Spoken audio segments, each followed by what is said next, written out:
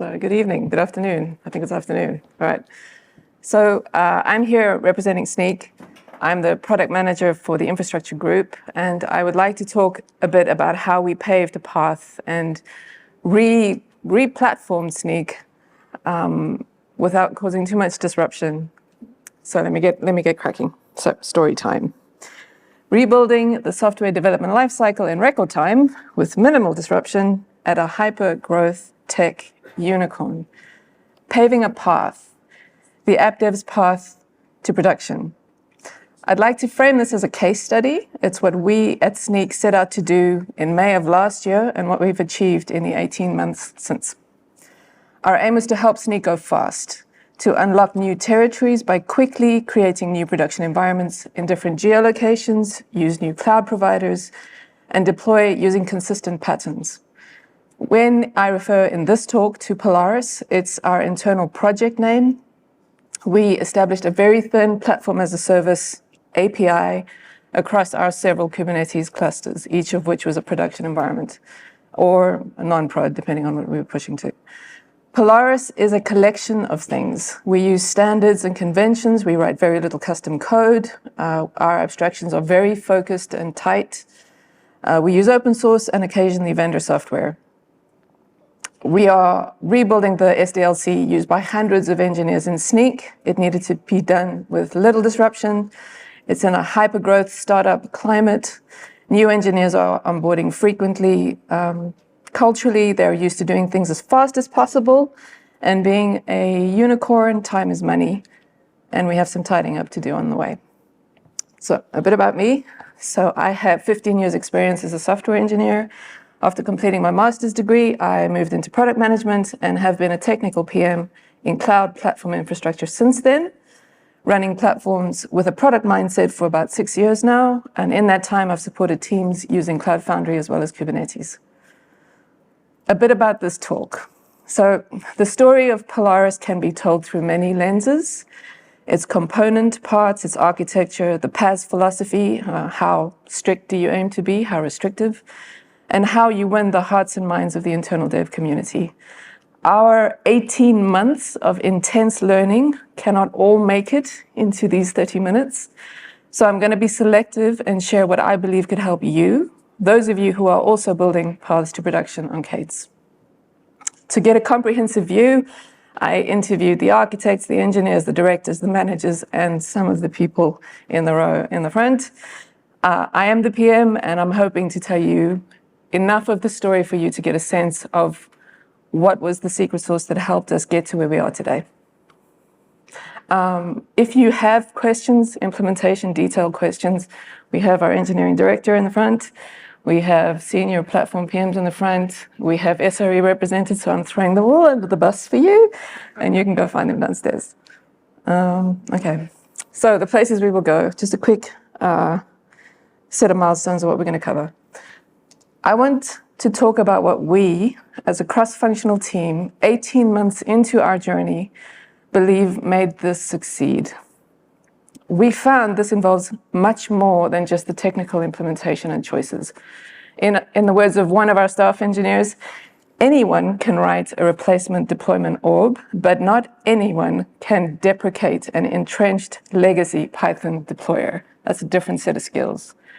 Success and buy-in involves storytelling, multiple modes of communication, docs, demos, onboarding guides, repeating yourself, forcing functions, unfortunately, like deadlines, a couple of false starts along the way, if you learn from them, and a cleared, shared mental model, language, ubiquitous language for these very abstract and unfamiliar terms and concepts. It is the right blend of freedom, structure, and enablement for the customers of this platform, the app developers. So that's Dorothy, the Tin Man, Lion, and Scarecrow on their road. On reflection, to pave this path, it took a lot of courage, it took a lot of smarts and experience, and a lot of heart, and the chatty ones who drew attention to where we were going. So today I'm going to touch on what is the problem we were solving? What was the opportunity behind that problem? What is Polaris? Talk about the concept of Polaris resources. Talk about the concept of a paved path. I'll give you a quick whistle-stop tour of our journey, and then, most importantly, the anchoring concepts, this layers model I referred to, what guided us in technology selection, the very important task of socializing and driving adoption, and then I'll close with some of our learnings. Where did things get difficult? What worked well? And what, knowing what we know now, we would have done differently? And finally, what's next for Polaris? So, the problem and the opportunity. What was the problem that Polaris was intending to solve? So when the team was created about 2 years ago, it had a director and 2 people running around putting out fires, supporting 100 engineers. Since then, we've tripled the amount of people in R&D in those 2 years. That, together with the growth and ambition of the sales team and the business team, meant that we needed a highly repeatable platform, leveraging conventions and practice to make it less painful to operate, and we needed to be able to roll out new production instances rather quickly. The opportunity was the untapped total addressable market in the EU, in Australia, and the federal market. These were all waiting to be unlocked by new Sneak instances and new types of Sneak. So, what is Polaris? Polaris is Sneak's internal platform as a product. It is a standardized, opinionated way of using the tools we provide and enables repeatable Sneak, i.e. the ability to spin up and maintain new instances quickly. We provide common open source tools, vendor software, but then significantly an opinionated way about how to use them. That's the thing that allows you to go from 1 prod, when I joined, to just under 10 in 18 months, like we did. And we can spin up new models, new types of Sneak very quickly, and now have global representation. We have multi-tenant EU that went live in July. We're aiming for multi-tenant Australia, and next year we're going to be setting up some new multi-tenant in the US. So Polaris is successful not purely by the fact that we use something like Argo CD. It's the fact that we use Argo CD in the way that we use it. It's how we use Circle CI. It's how we use the deployment orb we wrote. The same for Terraform Cloud. It's the fact that with Terraform Cloud, we've enabled application developers to define their infrastructure in a few lines in their Helm charts. So Polaris supports the full software development lifecycle. It's going to cover development, testing, security, rollout, production maintenance. It touches on everything that happens after a pull request was merged and passed the CI. So from deployment and provisioning of cloud resources to running in production, monitoring, and alerting. So it's a lot of information. So what is a Polaris resource? Polaris itself focuses on both deployment and cloud resource provisioning. A Polaris resource enables app developers to provision particular infrastructure types and manage them straight from their Helm charts. For example, a PostgreSDB, S3, Redis instances. Any cloud resource can be implemented by us, by the infra team, with guardrails as a Polaris resource with sensible defaults, so that if you've never done it, those things are taken care of for you. Ownership of these charts is shared. Generally, the infra group own and manage these, where they are over 80%, have a footprint over 80% of the dev community. If you as an app team have niche software that you want to use, you are free to extend Polaris, but then ownership and maintenance of that chart stays with you until such time as it's adopted more widely. What do we mean by a paved path? So a paved path is a well-trodden, well-supported, well-lit route to production to allow app devs to move quickly. An engineer who writes application code, I want to write the code and ship it. Logging and database provision shouldn't slow me down. The majority of Sneak services all look the same. These are common workflows by engineers and can be supported by a Polaris to target 80% of the use cases.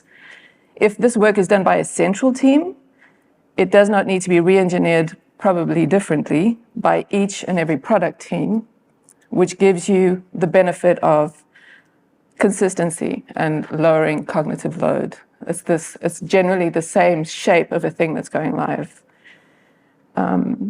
The intent is to build the path to get you from code to profit, in the words of one of my other engineers. Yes, as an app dev, you can use a different thing. You can go off the road from Polaris. You can do it your own way. but using the road, provided you get more value and you get there faster and you have support. If you go on your own, there'll be dragons, and you can pull us in, but we're going to be asking you gently why you're doing it this way. The whistle-stop tour. We had some false starts. We tried to do this at least 2 or 3 different ways before we landed on Polaris. Significantly, we learned from those things and used those learnings in Polaris. We started engineering work in May of last year, 2021. First pre-prods were in September. First production customer was in January of this year. Multi-tenant EU was launched in July of this year. We have mass adoption and R&D of Polaris and of multi-tenant EU by external Snyk customers. Since then, our APIs have been backported into the legacy workflows, and Polaris is now responsible for all production code in Snyk.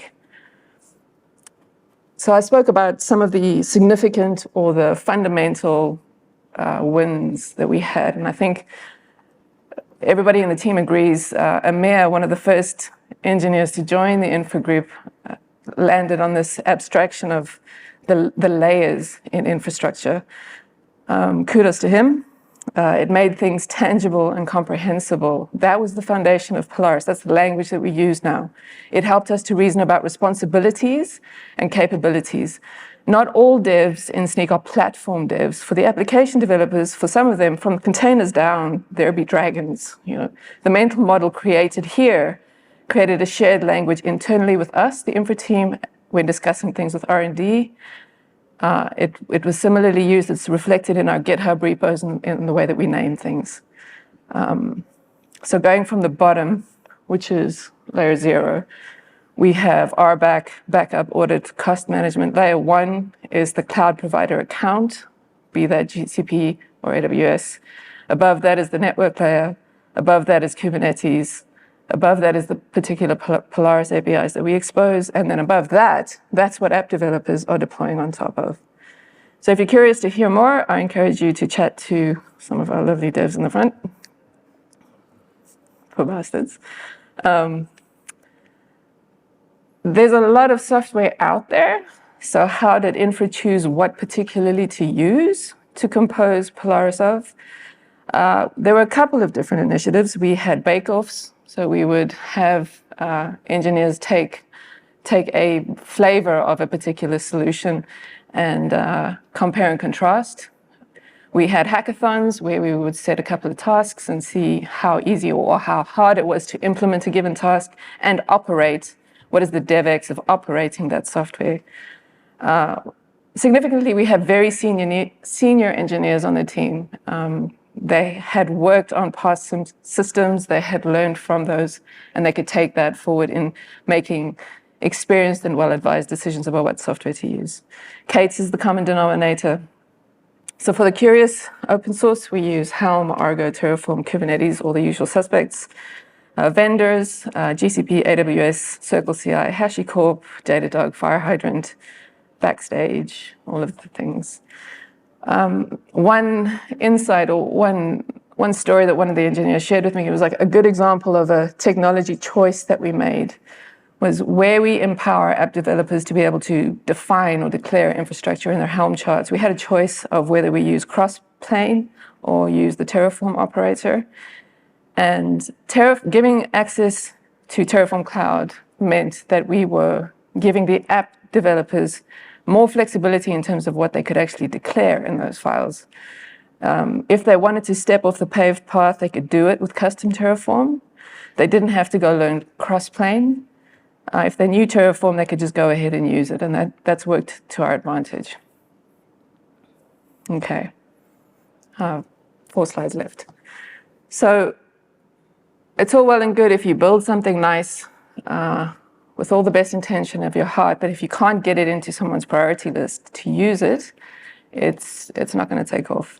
So let's talk a bit about the role of docs, demos, and onboarding in socializing and driving adoption in this swarming beehive of very busy teams. We are asking them to disrupt whatever priorities they had in the interest of a better user experience, but nonetheless to stop doing the things that they thought were important. So this practice of celebrating our wins in demos and creating docs and being willing to pair and onboard played a huge role in the success of Polaris and ultimately going from one prod environment to 10 and not dying along the way. At Sneak, those demos after each sprint, we made a lot of noise about Polaris in those. We followed those Zoom calls with docs and supported teams in onboarding. People don't always read docs. People consume information in different ways. So we made sure that the signal was going out across different channels. This exercise involved a lot of culture change, and that wasn't going to happen accidentally. It had to be very deliberate. It needed internal DevRel.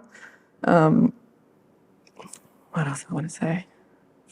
One of the engineering director sitting in the front, she was saying it's tempting to see product launch as a success, but it's the starting line for the customer. So we need to manage adoption and experience after launch. That is where product management of the platform and the developer experience team plays a huge role. So some of the pragmatic things we did to speed up adoption was we actually opened pull requests for the app dev teams to make all of the changes necessary in their repos, introduce the files necessary in their repos, so that all they really needed to do, they could trust us as the infra subject matter experts to know exactly what we were asking them to do. All they needed to do was have a look at the merge request, see that we didn't break anything, and accept it. So we made it as easy for them as possible. Pioneering teams became our advocates, our early adopters, and we believe that the best advert for Polaris is other teams celebrating it. And we found that momentum built. So now there have been several acquisitions within Sneak where teams in other companies have to adopt their infrastructure to the way that we roll. And they're becoming more enthusiastic with time about doing that because they see the benefit that Polaris has given. It was less stick, a lot more carrot. Like we didn't have to try and sell it. It was just given as the de facto. Okay, so where did things get difficult? The usual candidates, deprecation, upgrades, a shared sense of urgency and prioritization with teams that are not in infra. So things were difficult from the beginning. We had owned a lot of old infra. So along with building Polaris, the new shiny, we needed to maintain historical processes until we could replace them. And then replacing it is not easy. Deprecating the original Python deployer that I spoke about. It was a bit of a mystery to us. It needed replacing.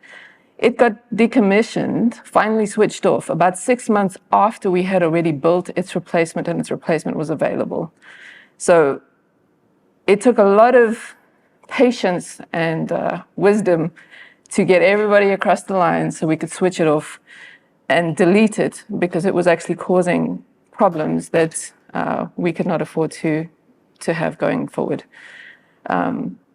Today, as it stands, we're on a journey. The Polaris platform is not fully repeatable. You can't just push a button and get a multi-tenant environment. We want to be there.